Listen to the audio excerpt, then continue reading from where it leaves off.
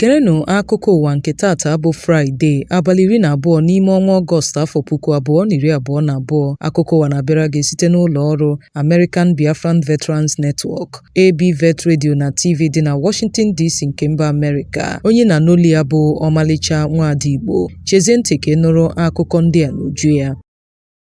Alo ejima ka ọ bụ ọkaiwu pụrụ iche na-ekpechite ọnụ onye ndu otu Indigenous People of Biafra bụ Maazị Nnamdi Kanu akọwala ka ekesi anyanwụ na njem nleta ha gara leta onye ndu IPOB n'ụlọ mkpọchi DSS. Ọ kọwara Kanu dịka nkume nke Gibraltar. Ejima ka ọ sịrị na Kanu ka kwudosiri ike n'agbanyeghị na akpọchibidoro ya n'ụlọ ọrụ DSS. Ọ sịrị na obi bụ Kanu nzunzu n'ihi nkwado ọ na-enweta site n'aka ndị na-eso ụzọ ya nakwa otu mba ụwa. Ejima ka ọ kwupụtara nke a n'otu ozi zipụrụ na akara nzirịta ozi Twitter ya dịka ha gasịrị leta onye ndu IPOB ya na ndị ọkaiwu ibe ya n'ụlọ mkpọchi DSS dị na Abuja n'ụbọchị Tọzdee. N'ozi a nke Ejimaka zipụtara, ọ sịrị na obi dị Kanu ụtọ n'ihi nchabi ikpe nke ụlọikpe ukwu dị na Ụmụahịa, isi obodo steeti Abịa nyere, bụkwa nke ekwupụtara na njem ahụ ndị agha bịara n'ụlọ ya bụkwa mwakpo ha mere bụ nnọọ atụmatụ iwepụ ndụ ya. Ka o sila dị, ọ sị na nke a gọpụla ya n'ikpe ọmụma dịka ọ sịkwara na obi dị ụtọ n'ihi ntụziaka ahụ otu mba ụwa na-ahụ maka ugwu ruru mmadụ bụ ndị na-enyocha ntọrọ nakwa mkpọchibido n'ụzọ iwu na-akwadoghị nke akpọchibidoro ya, bụkwa ndị nyere ntụziaka ka Naijiria tọhapụ Kanu n'agbakwunyeghị ọnọdụ ọbụla ma gakwa n'ihu kwụọ ya ego iti aka n'obi maka imetọ ugwu ruru ya. Ndị otu Biafra Nations League BNL n'aha mkpirisi nọrọ n'ụbọchị ụnyaahụ wee bochie okporo ụzọ ịkpankanya nke dị n'ọchịchị kansụl Akpabuyo na steeti Cross River. Nke a na-abịa ka ọ gasịrị awa ole na ole onye isi otu BNL bụ Prince Will Richards zọchiri na mpaghara Bakassi Peninsula maka nzukọ ndị isi otu BNL. Ndị bi na mpaghara ahụ sịrị na n'elekere anya 3 nke ehihie ka ndị otu a bochiri ụgbọ mmiri site n'ime obodo Akpankanya dị na Bakassi wee gafere mgbe onye ndu ha zọchiri. Ka o sila dị, ndị a bụ ndị na-achọ nnwere onwe Biafra ka ekwupụtara na ha riri mbọmbọ mgbe ndị uwe ojii zọchiri na mpaghara ahụ. Ozi anyị nwetara akọwala sio na ndị na-eyi ndụ egwu agbagbuola ndị nche ime obodo abụọ n'otu ime obodo dị na Abuja. Ozi anyị nwetara kọwara sio na agbagburu mmadụ abụọ ndị a mgbe ekpo na ekpo zuru n'etiti ndị ekperima na ndị nche n'ime obodo Gasakpa nke dị na Gawu na mpaghara ọchịchị kansụl Abaji na Abuja. Otu onye nche bụ onye kọwapụtara aha ya dịka Isiakụ sịrị na njinji a jiri mgbe o jiri ọkara gafee elekere anya 3 nke uhuruchi Tọzdee n'otu oke ọhịa dị n'agbata isi obodo Naijiria nakwa steeti Niger. Ọ sịrị na ndị nche ndị a bụ ndị ezipụrụ n'oke ọhịa ịga chọọ otu onye ọrụ ubi, onye aha ya bụ Aliyu Musa, bụkwa onye a tọrọ n'ọrụ ubi ya. Ọ sịrị na ndị nche ime obodo nọrọ na-abịa mgbe ndị ekperima siri n'ogbe ha wee pụta ma malitekwa ịgba ha egbe, ebe ha gakwarakwala n'oke ọhịa wee na-eche ha. Dịka o si wee kwuo, ọ sịrị na mmadụ abụọ ndị nche ndị a bụ nnọọ ndị egburu egbu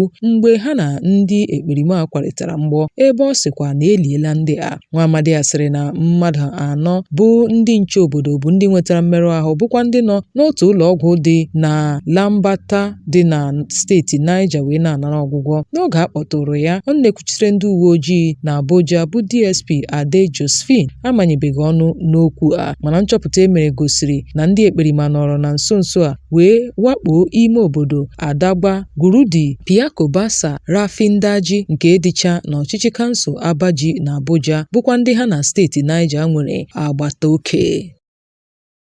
Ndị ekperima ka ekwupụtara sio na ha nọzi ugbu a na-ewere ụmụntakịrị n'ọrụ dịka ndị agha na steeti Nasarawa. Otu a ka otu ozi ewepụtara kwuru. Ka o sila dị, ozi a bụ nke sitere n'aka ụlọ ọrụ na-ahụ maka mkpọlite uche na steeti Nasarawa akpọkuola gọọmenti steeti ahụ ka ha wulite atụmatụ nkụzi na mkpọlite uche nye ụmụafọ steeti ahụ, ime ka ha mara ihe ize ndụ dị n'ịbanye n'otu ndị ekperima nakwa aka ọrụ ha. Okwu a na-abịa ọbụladị dịka ụlọọrụ a boro ebubo wee sio na a na-ewere ụmụntakịrị dịka ndị agha n'otu ndị ekperima na steeti Nasarawa. Onye isi nke ya bụ ụlọọrụ bụ Odoziakụ Priscilla Gundo Alio kwuru nke a n'oge ọ bịara njem mkpọtụrụ n'otu ụlọọrụ redio dị na steeti ahụ wee sị na ọ bụ n'ihi enweghị mmụta, oke ụbịam nakwa nsogbu enyemaka bụ ya na-akpata ọtụtụ ụmụntakịrị ji na-abanye n'otu ndị ekperima bụkwa ndị ha ji akpọ arụ. Onye isi ụlọọrụ a gara n'ihu kpọkụ ndị nne na nna ka ha lebara ụmụ ha anya wee kpọọ ekwe nkụsio na iji ụmụaka eme ndị agha bụzi nnọọ otu atụmatụ nke ndị ekperima na-abagide iji wee na-etinye steeti ahụ nakwa ime obodo gbaa gburugburu n'ihe iyi egwu. Anyị ga-echeta na otu mba ụwa nke akpọkwasịrị Save the Children International nọrọ n'afọ 2018 wee kwuo sị na ụmụntakịrị dị 65,000 bụ nnọọ ndị e were n'ọrụ dịka ndị agha maka iji ha wee tụọ ogbu n'igwe ọbịrịgbu mgbuo onwe ya ma ọ bụ ịtụ mgbere mmekọ nwoke na nwaanyị nakwa iji ha wee rụọ ọrụ ụlọ na ihe ndị ọzọ. Igbo bụ Igbo ndị ọma, chete nke ọma na akụkọ a na-abịara gị site n'ụlọ ọrụ American Biafran Veterans Network ABVet Radio na TV dị na Washington DC nke mba Amerịka. Ịbụ onye na-arụ ọrụ n'otu ndị agha, ịbụ onye agha lara ezumike nka na mba Amerịka nakwa na mba ndị ọzọ gbaa gburugburu, ABVet na-akpọ gị ka ị bịa sonyere otu ahụ. Naanị nyopụ ha n'akara nwudide www.abvet.org maọbụ na WhatsApp 202-250-0001. Onye na-anụli ya bụ Omalicha Nwada Igbo. Chezie ntị ka ị nụrụ akụkọ ndị fọdụrụnụ. Ọkụ gbara n'otu akụkụ nke ụlọ nzukọ nnọchiteanya bụ nke a rụrụ ọhụrụ n'ụbọchị Tọzdee. Ndị isi na-elekọta ụlọ nzukọ omeiwu nta kwupụtara nke a na njinji a jiri n'otu ime ụlọ bụ ebe a na-ebukọju ngwongwo n'ụlọ nzukọ omeiwu nta ahụ dị n'Abuja. Ndị na-agafere onwe ha sịrị na nke a malitere n'elekere 6 nke uhuruchi bụ mgbe a hụrụ ka anwụrụ ọkụ siri na ụlọ nchekwa akụrụngwa ndị ahụ wee na-apụta, bụkwa nke dị n'okpukpu abụọ nke ya bụ ụlọ elu arụrụ ọhụrụ bụ otu akụkụ nke ụlọ nzukọ nnọchiteanya. Ma tie obewu osiladị, ụlọ ọrụ onye isi ụlọ nzukọ ahụ tinyere osote ya nakwa ndị ọzọ bụ ndị gbapụtara ihe bụ nnọọ nke dị n'okpukpu anọ nke ya bụ ụlọ elu. Ka osiladị, ndị na-akụnye ọkụ nke sitere n'ụlọ ọrụ Federal Fire Service nke nọkwa n'obi ụlọ ọrụ ahụ bịara gbata ọsọ enyemaka ma nyekwa aka n'ịkụnyụ ya bụ ọkụ, tinyekwara ụfọdụ ndị ọrụ nke ya bụ ụlọ ọrụ. Onye isi na-ahụ maka mgbasa ozi n'ụlọ nzukọ omeiwu ahụ bụ Agada Rollins na nzaghachi ya nyere njinji ahụ jiri n'abalị ụnyaahụ sịrị na akụnyụọna ya bụ ọkụ, ebe ọ sịrị na ọkụ ahụ bụ nnọọ nke a na-enyo enyo na ọ bụ nke sitere na eriri ọkụ latrik, bụkwa nke otu onye ọrụ ha bụ onye na-arụ n'ụlọ ọrụ ode akwụkwọ ụlọ nzukọ nnọchiteanya nyopụrụ. Ọ sịrị na ọ gbapụrụ ọsọ wee kpọtụrụ ụlọ ọrụ na-akụnye ọkụ bụkwa ndị gbatara ọsọ enyemaka iji wee nye aka kụnyụọ ya bụ ọkụ. Ọ sị na ndị ọrụ ha nyekwara aka na ya bụ ọkụ ịhụ na o mebighị ọtụtụ ihe. Ka osiladị, ọ sị na ọtụtụ akwụkwọ gbara ọkụ, tinyekwara oche nakwa ihe ndị ọzọ dị oke mkpa.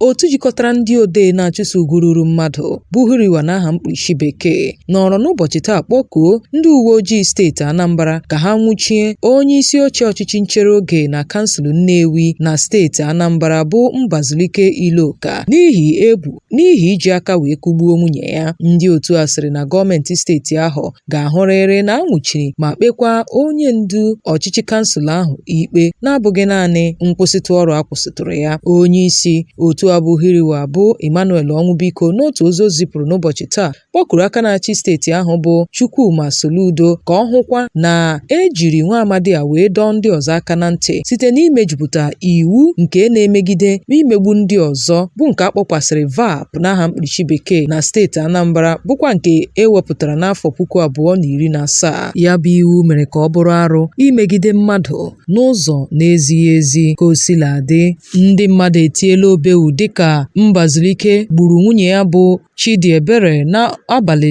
Sọnde dịka ọ gasịrị abalị ole na ole eduru ya n'iri ọrụ dịka onye isi oche ọchịchị kansụl Nnewi North. Ụfọdụ ndị anyị gbara ajụjụ ọnụ sịrị na nwa amadi a bụ nnọọ onye ya na nwunye ya gara mmemme n'abalị Satọde, ebe nwaanyị a mesịrị nyopuo na ụfọdụ ụmụ agbọghọ ndị ọ hụrụ na ya bụ mmemme ka di ya kuru wee na-alọta. Ka osiladị, Nke a bịara kpata esemokwu n'etiti nwaanyị a na di ya, ebe okwu a bịara rie elu. Ya bụ nwa amadi gara n'ihu kụpụ nwaanyị a mkpụrụ ọkwụrụ n'anya, o wee nọ n'ebe ahụ wee kọrịpụ ma laa mmụọ. Ka o siladị, nwoke a n'aka nke ya sịrị na nwaanyị a tụbọrọ ma site otu a laa mmụọ n'oge o butechara ya nri ụtụtụ. Ka o siladị, ekwupụtara na nwoke a bụ nnọọ onye ama ama, bụ onye na-eti nwunye ya ihe site na mgbe ruo na mgbe. Ka ọ dị ugbu a, gọọmenti steeti Anambra akwụsịla nwa amadi ya bụ Iloka ọrụ maka dịka amalitere ime nnyocha ịhụkwa na ewetara ikpe ziri ezi nye nwaanyị ya. Mana onye isi otu Huriwa bụ ọnwụ biko sịrị na nkwụsịtụ n'ọrụ a kwụsịrị Mbazulike Iloka ezughị oke, kama na gọvanọ Chukwuma Soludo ga-enyerịrị iwu ka a nwụchie nwa amadi ya ma malitekwa nnyocha ma kpee ya ikpe dịka a na-enyo enyo na ọ bụ ya gburu nwunye ya. Igbo bụ Igbo ndị ọma, ọ na-abụ ajụkata nkwụ kapịawa ọnụ, ị mara na mgbufu ya eruola. Ya mere n'ebe a ka anyị ga-achịkọta ya bụ akụkọ ụwa nke taa. Cheta nke ọma na ọ bịara gị site n'ụlọ ọrụ American Biafran Veterans Network, ABVet Radio na TV dị na Washington DC nke mba Amerịka. Ya dịrị nwoke mma, dịrị nwaanyị mma, ndụ mmiri ndụ azụ, ụgbọgọrọ mekwara mma mekwara nwunye di m. Onye nụrụ olu ya bụ Omalicha Nwada Igbo. Ụbọchị nta ka ịchụọ na were nchi ga-emesịa nụ.